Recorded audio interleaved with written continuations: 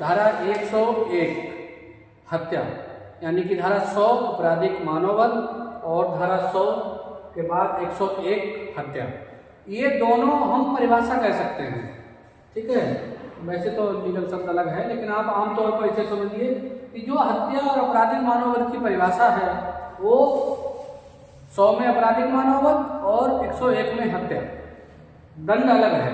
हम लोग वो धारा जानते हैं जो पुलिस लगाती है, दंड वाली धारा। तो 302 जो जानते थे वो पुलिस वाली दंड वाली धारा है। तो यहाँ आमतौर पर हम पहले वो कार्य जो हत्या कहलाएगा इसको समझते हैं। तो हत्या और आपराधिक मानववध, मैंने आपसे कहा था बस थोड़ा सा अंतर है। जैसे मृत्यु होती है तो या तो हत्या होगी या आपराधिक मानववध होगी। तो आपराधिक मानववध हम लोग पिछले लेक्चर में पढ़ चुके थे। हत्या में आपको ध्यान देना है, सबसे जरूरी जो है वो ये कहा जाता है कि आपराधिक दशाओं को छोड़कर, आपराधिक दशाओं के सिवाय, यानी कि इस हत्या में 5 आपराधिक दशाएं हैं, 5। ये 5 तरीके छोड़ देना। अगर इन 5 में अगर वो फिट हो गया तो हत्या भी आपराधिक मानववध मानी जाएगी, वापस वहीं लौट जाएगी। और इनके बाहर अगर आ गया तो हत्या मानी जाएगी। तो आपराधिक मानववध, एक तो धारा 100 में वो 3 दशाएं वो आपराधिक मानववध हैं, और हत्या के 5 अपवाद अगर ये फिट होता है कोई मृत्यु में तो भी वो हत्या होते हुए भी उसे सजा आपराधिक मानववध की मिलेगी। तो इतना ध्यान रखना है। तो धारा 101 ये कहती है कि आपराधिक दशाओं के सिवाय कोई भी आपराधिक मानववध, ध्यान रखना है, यानी कि किसी की मृत्यु हुई तो वो आपराधिक मानववध है। तो कोई भी आपराधिक मानववध हत्या माना जाएगा यदि उसकी मृत्यु इन तरीकों से हुई है, इनमें से कोई कार्य करके की गई है। तो ध्यान देना है, आपराधिक दशाओं को छोड़कर कोई भी आपराधिक मानववध हत्या है यदि वह कार्य करके किसी की मृत्यु कारित की गई है। तो पहला, क्यों कारित करने के आशय से। मैं आपको दोनों के इसके अंतर पिछले वीडियो में बता चुका हूं कि आपराधिक मानववध का आशय कौन सा माना जाएगा और हत्या का आशय कौन सा माना जाएगा। जिसमें आशय 100% है वो हत्या, जिसमें आशय के अनुसार रिजल्ट पाने की उम्मीद कम है, 50% है, वो आपराधिक मानववध। तो ये हम दोनों उदाहरण आपको बता चुके थे। दूसरा जो इसमें है, ऐसी शारीरिक क्षति पहुंचाने के आशय से जिसमें अपराधी जानता है, क्षति के बारे में अपराधी जानता है कि मृत्यु निश्चित है। ध्यान रखना हमें, इसलिए पहले भी आपको बताया था कि जहां सर्टेन आ जाएगा वहां हत्या। तो ऐसी कोई भी शारीरिक चोट किसी व्यक्ति को पहुंचा रहे हो कोई कार्य करके, जिसमें अपराधी ये जानता है, कार्य करने वाला व्यक्ति अपराधी ये जानता है कि इस काम से उसकी मृत्यु निश्चित है। तो जब निश्चित शब्द यूज हो जाएगा तो समझ लेना कि उसने हत्या की है। और तीसरी बात, ऐसी शारीरिक क्षति करने के आशय से, तीसरी बात जो है वो ऐसी शारीरिक क्षति करने के आशय से जिसमें जो है वो व्यक्ति जो चोट पहुंचा रहा है वो प्रकृति के मामूली अनुक्रम में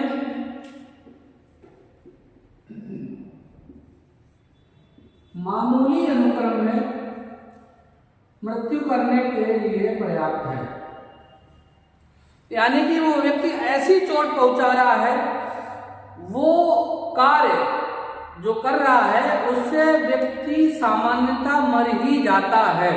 अगर ऐसा कोई कार्य करके और किसी व्यक्ति की मृत्यु हो गई तो समझ लो वो कार्य हत्या की श्रेणी में आएगा। और एक सिंपल सा है चौथा, ऐसा कोई कार्य व्यक्ति कर रहा है जो इतना खतरनाक है, कार्य ही खतरनाक है, जिससे वो मृत्यु सर्टेन है, निश्चित है, 100% हो ही जाती है।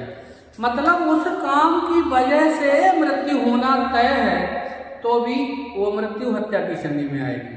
तो ध्यान रखना, आपराधिक मानववध में 3 दशाएं थी, हत्या में 4 दशाएं। इसका एक सिंपल सा एक और आपको तरीका बता दूं, जब भी हत्या और आपराधिक मानववध में अंतर करने को आएगा तो आप इब्बट कुछ भी नहीं लिखेंगे। एक तरफ बीच में लाइन खींच के, एक तरफ धारा 100, एक तरफ धारा 101, एक तरफ हत्या, एक तरफ आपराधिक मानववध, और यही एक तरफ 3 लाइन पहला लिखेंगे और एक तरफ 4। बस ये अंतर इतना लिखना है। आपको अंतर में कुछ भी अपना दिमाग नहीं लगाना। तो यही अंतर है और कुछ अंतर नहीं है। तो ध्यान रखना, हत्या कब होगी? जब कोई व्यक्ति मृत्यु पारित करने के आशय से मृत्यु करता है और हो जाती है 100% वाली। तब ऐसी शारीरिक क्षति कोई व्यक्ति किसी को कर रहा है जिससे कि अपराधी जानता है कि इस क्षति से वो व्यक्ति की जो है मर ही जाएगा, ऐसी क्षति पहुंचा रहा है कि उस क्षति से व्यक्ति सामान्यतः मर ही जाता है, प्रकृति के मामूली अनुक्रम में वो मृत्यु करने के लिए पर्याप्त है। और चौथा काम ऐसा कर रहा है कि वो काम ही इतना खतरनाक है जिससे उस व्यक्ति की मृत्यु हो जाएगी। तो अगर इन चारों तरीकों में से कोई भी तरीका यूज करके, यानी कि काम करके, और व्यक्ति की मृत्यु हो जाती है तो यह हत्या माना जाएगा। इसके सिवाय उधर आप चलेंगे वापस तो फिर वो वाली दशाएं, तो धारा 100 में अगर कोई कार्य फिट हो रहा है तो आपराधिक मानववध, धारा 101 में इन 4 में से कोई काम में फिट हो रहा है तो हत्या। अब दूसरी बात यहाँ आ जाती है कि ये 5 अपवादित दशाएं क्या हैं। तो इसके अपवाद जो हैं अब इनको भी देखना है उस मृत्यु में कि उस व्यक्ति ने अगर हत्या की है तो कहीं वो किसी अपवाद में तो फिट नहीं हो रहा है। अगर अपवाद में उस व्यक्ति का कार्य फिट हो रहा है तो वो हत्या ना होकर उसे आपराधिक मानववध माना जाएगा। आपसे एक सवाल यह भी पूछा जाता है कि आपराधिक मानववध कब हत्या नहीं है। अगर ये पूछता है तो सिंपल सा है कि वो ये 5 अपवाद पूछ रहा है। तो 5 अपवादों में आपको 5 हेडिंग डालनी है। अचानक, गंभीर, अचानक और गंभीर प्रकोपन, प्रकोपन मतलब गुस्सा, क्रोध। तो अगर किसी व्यक्ति को अचानक, यानी कि कोई आप काम ऐसा कर रहे हो और उस काम से उसे इतना गुस्सा आ जाता है, अचानक एकदम आया, क्षणिक गुस्सा आया और गुस्से में किसी की मृत्यु पारित कर दी, यानी कि गुस्सा दिलाने वाले की, ठीक है। तो अगर ऐसे गुस्से में कोई व्यक्ति उस गुस्से के परिणाम स्वरूप किसी व्यक्ति का, किसी मतलब उस व्यक्ति की जो गुस्सा दिला रहा है, तो उस व्यक्ति की अगर वो मृत्यु कर देता है तो ये हत्या ना होकर आपराधिक मानववध की श्रेणी में आ जाएगा। यह आपको ध्यान देना है, ठीक है। और दूसरा जो है वो प्राइवेट प्रतिरक्षा है।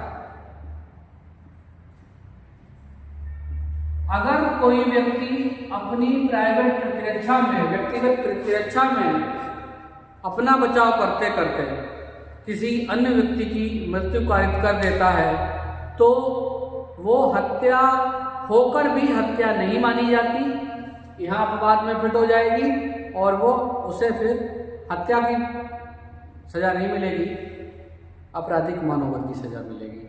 तो अगर व्यक्ति प्राइवेट डिफेंस में किसी की मृत्यु पारित करता है तो उसे इस अपवाद का बचाव मिलता है और उसकी सजा कम।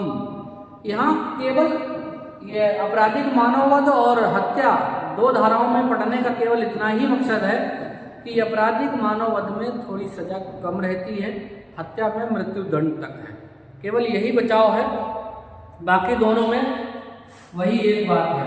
और तीसरी जो बात है वो अगर कोई लोक सेवक, यानी कि कोई कर्मचारी, सरकारी कर्मचारी अगर अपना कर्तव्य निर्वहन कर रहा है, अपनी ड्यूटी पर है और ड्यूटी पर उससे वो अपनी जो उसे कर्तव्य मिले हैं, जो अधिकार क्षेत्र मिले हैं उनमें अगर वो किसी की मृत्यु पारित कर देता है उनका अतिक्रमण करके, जो उसे अधिकार मिला है उस अधिकार का दुरुपयोग करके यानी कि उल्लंघन करके और उसमें अगर वो कार्य करके किसी की मृत्यु पारित कर देता है तो ये हत्या न होकर आपराधिक मानववध है।